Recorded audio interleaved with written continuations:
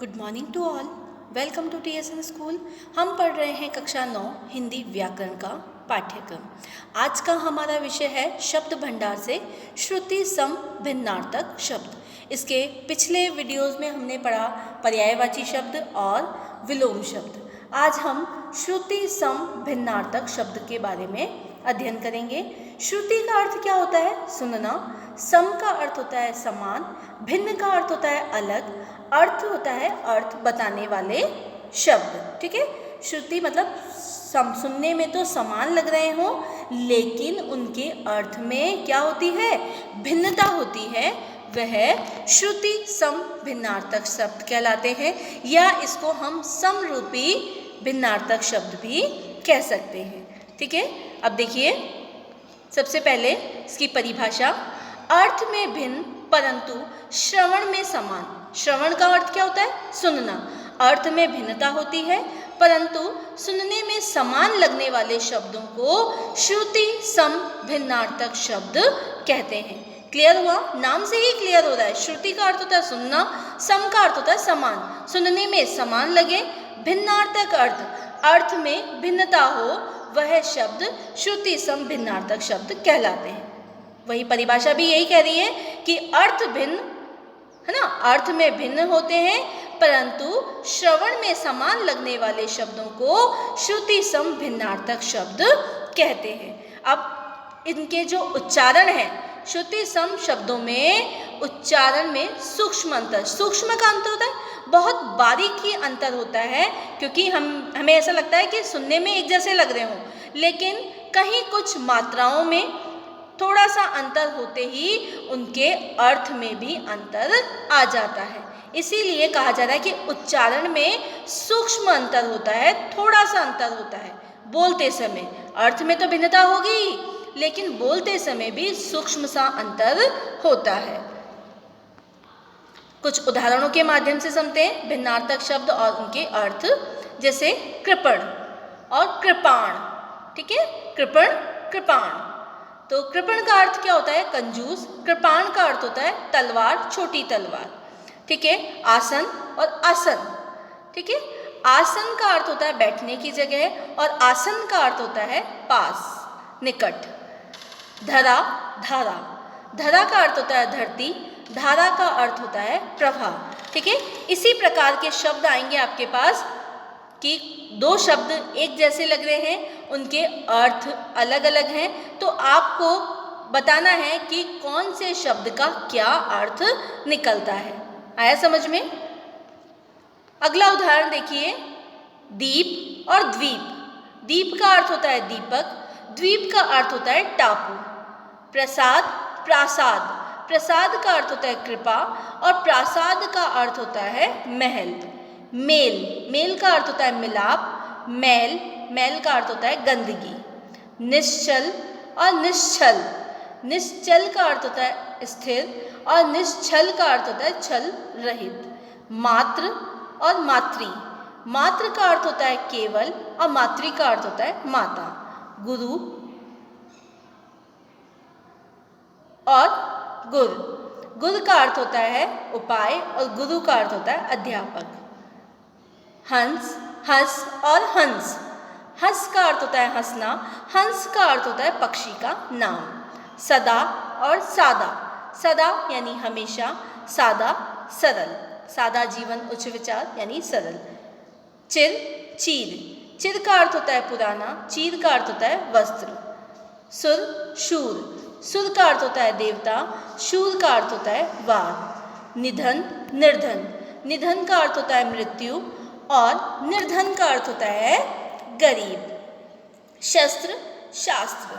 शस्त्र यानी हथियार, शास्त्र का अर्थ होता है ग्रंथ। कपट, कपाट। कपट यानी छल, कपाट दरवाजा। परिणाम, परिमाण। परिणाम का अर्थ होता है नतीजा, परिमाण का अर्थ होता है नापतोल। ठीक है, माप करना। भवन, भुवन। भवन का अर्थ होता है घर, भुवन का अर्थ होता है संसार। तरंग, तुरंग। तरंग का अर्थ होता है लहर, तुरंग का अर्थ होता है घोड़ा। इसी प्रकार मूल और मूल्य। मूल का अर्थ होता है जड़, मूल्य का अर्थ होता है कीमत। कुछ और उदाहरणों के माध्यम से समझते हैं हम। देखो, समरूपी भिन्नार्थक शब्द। समरूपी यानी रूप में समान है लेकिन उनके अर्थ में भिन्नता है, इनको हम श्रुति सम भी कहते हैं और समरूपी भी कहते हैं। फिर से एक बार परिभाषा देख लीजिए। जिन शब्दों का उच्चारण लगभग समान और लेखन में भी स्वर, दीर्घ, मात्रा आदि का थोड़ा ही अंतर होता है परंतु उनका अर्थ भिन्न हो, वे समरूपी भिन्नार्थक शब्द कहलाते हैं। सीधे सरल भाषा में तो मैंने आपको पहले बता ही दी थी। परिभाषा क्या है कि जो सुनने में अर्थ में भिन्नता होती है और सुनने में समान लगते हों, वे श्रुति सम भिन्नार्थक शब्द कहलाते हैं। अब यहाँ पर और भी उदाहरण दिए गए हैं, जैसे अचल, अचला। अचल का अर्थ होता है पहाड़, अचला यानी पृथ्वी। अनल, आग, अनिल, वायु। आकार, आकृति, आकर, खान। अदृश्य, न दिखने वाला, अदृश्य, भाग्य। उदाहरण, उद्धरण। उदाहरण मतलब मिसाल, उद्धरण किसी कथन या पंक्ति को ज्यों का त्यों प्रस्तुत करना। अनि, आनी। अनि का अर्थ होता है शत्रु, अनि का अर्थ होता है नौक, है ना। अगम, आगम। अगम यानी जहाँ जाना संभव ना हो, आगम शास्त्र। आतप, धूप, आपत, विपत्ति। देखो, आतप धूप और आपत विपत्ति। अवधि, अवधि का अर्थ क्या होता है? समय सीमा। और अवधि नरेश, है ना, अयोध्या के क्षेत्र की भाषा। उपकार और अपकार। अपकार का अर्थ होता है बुराई, हानि। उपकार का अर्थ होता है भलाई। अम्ब, अम्बु।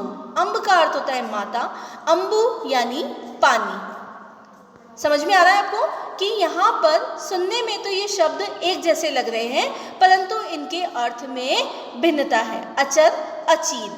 अचर का अर्थ होता है जड़, अचीर यानी नश्वर, शीघ्र। उपयुक्त, उपर्युक्त। उपयुक्त का अर्थ होता है ठीक, उचित। उपर्युक्त यानी ऊपर कहा गया। अस्त, अस्तु। अस्त का अर्थ छिप जाना, अस्तु यानी अच्छा, जो भी हो इसलिए। कृपण, कृपाण, ये हम पढ़ चुके हैं। कंजूस और कृपाण का अर्थ तलवार, कटार। आदि और आदि। आदि का अर्थ प्रारंभ होता है और आदि यानी अभ्यस्त। इतर, इत्र। इतर का अर्थ होता है अन्य, इत्र यानी फूल आदि का सुगंधित तत्व। इंदिरा और इंद्रा। इंदिरा का अर्थ होता है लक्ष्मी, इंदिरा का अर्थ होता है इंद्र की पत्नी। कली और कली, है ना। कली का अर्थ होता है सतयुग, है ना, द्वापर युग, अंतिम जो युग है। और कली का अर्थ होता है फूल के खिलने वाली जो पहली अवस्था होता है वो। और इसका एक शब्द और दिया गया है, कील। लोहे की नोकदार, है ना, कील जो होती है जो लकड़ी में लगाई जाती है, कील। केसर और केशर। केसर एक सुगंधित पदार्थ है, केशर है शेर की गर्दन के बाल। कलेवा और कलावा। कलेवा होता है सुबह सवेरे का जो हल्का खाना होता है और कलावा पूजा आदि में काम में आने वाला जो लाल पीला जो सूत्र होता है जिसको हम मोली भी बोलते हैं, ठीक है ना। कलेवा और कलावा, क्लियर हुआ। इसके बाद देखिए कंकर और किंकर। कंकर छोटा पत्थर, किंकर यानी सेवक, दास। चरित और चरित्र। चरित्र का अर्थ होता है जीवन गाथा, चरित्र स्वभाव, आचरण। चरण, चारण। चरण पैर और चारण भाट। चंचल, चंचला। चंचल का अर्थ होता है नटखट, अस्थिर। और चंचला बिजली, लक्ष्मी। चिंता, चिता। चिंता यानी ध्यान, सोच विचार। चिता लकड़ी का ढेर। चपल और चपला। चपल का अर्थ चंचल होता है, चपला यानी बिजली। चरु, चारु। चरु हवन के लिए जो अन्न होता है उसे कहते हैं और चारु यानी सुंदर। कृति, कृति। कृति का अर्थ होता है रचना और कृति का अर्थ होता है परिश्रमी, योगी, है ना, योग्य। क्रम, कर्म।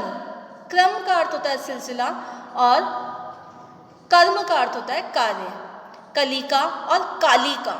कलिका फूल खिलने की पहली जो अवस्था है उसे कली बोलते हैं, जैसे कली या कलिका ना। और कालिका यानी दुर्गा। क्लेश और कलेश। क्लेश का अर्थ होता है लड़ाई झगड़ा और कलेश चंद्रमा। गंदा गद्दा, गंदा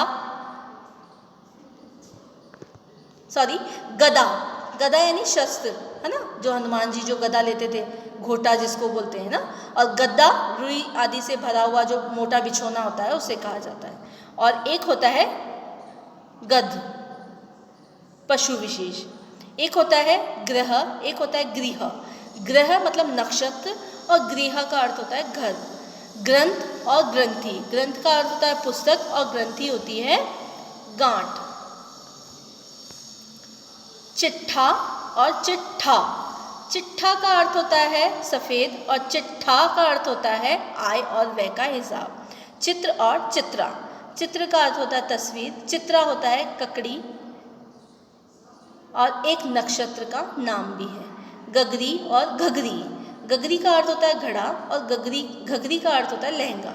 ज्वर और ज्वार, ज्वर का अर्थ होता है बुखार और जवार एक अन्न होता है, अन्न का नाम होता है, ठीक है। चढ़ाव और चढ़ावा, चढ़ाव यानी चढ़ने का भाव और चढ़ावा देवता को अर्पित किए जाने वाली जो सामग्री होती है उसे चढ़ावा कहते हैं। चर्म और चरम, चरम चर्म का अर्थ होता है चमड़ा, चरम यानी अंतिम। तरणी और तरणी, तरणी का अर्थ होता है सूर्य और तरणी का अर्थ होता है नौका। तरुणी यानी युवा स्त्री। तुरंग और तरंग, तुरंग का अर्थ होता है घोड़ा, तरंग का अर्थ होता है लहर। धन्य धान्य, धन्य यानी सफल प्रशंसा, धान्य यानी अन्न। नग नाग, नग का अर्थ होता है पहाड़, नाग का अर्थ होता है सांप। पवन पावन, पवन का अर्थ होता है हवा, पावन का अर्थ होता है पवित्र। प्रतिमा यानी मूर्ति और प्रतिभा बुद्धि।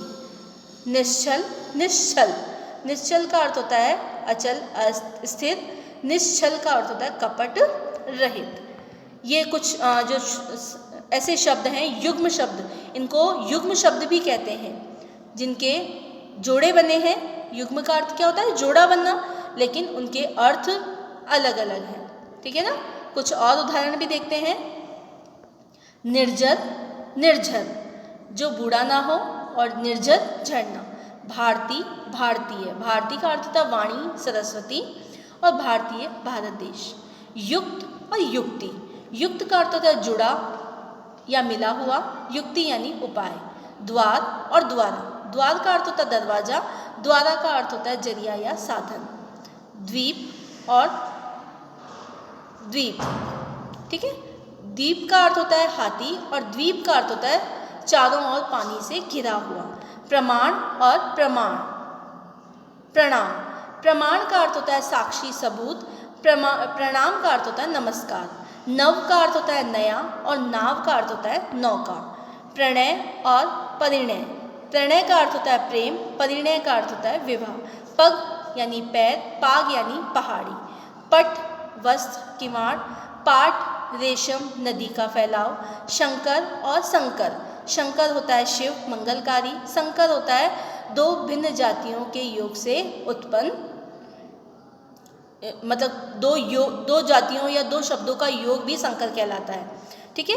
शस्त्र और शास्त्र, शस्त्र का अर्थ होता है हथियार, शास्त्र का अर्थ होता है नियम ग्रंथ। विद्या और विधा, विद्या का अर्थ होता है ज्ञान शिक्षा, विधा एक प्रकार का अंग है, एक प्रकार है या एक अंग है। तो यहाँ तक ये जो कुछ उदाहरण थे, इनके माध्यमों से हमने समझा कि किस प्रकार से हम श्रुति सम भिन्नार्थक शब्दों का अध्ययन करते हैं। धन्यवाद।